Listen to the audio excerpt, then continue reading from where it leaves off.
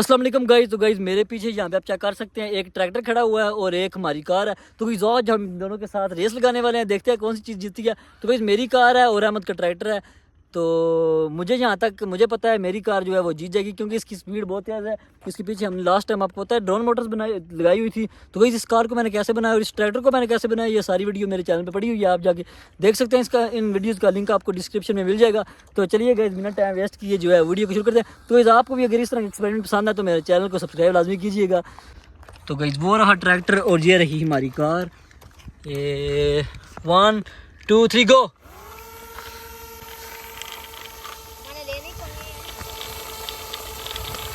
दोबारा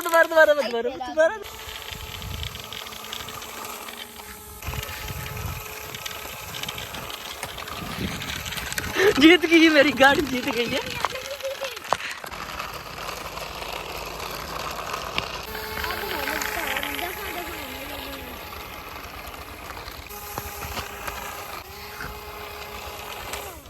तो guys finally मैं ये रेस जीत चुका हूँ, अहमद हार चुका है। वहाँ पे आप चेक कर सकते हैं।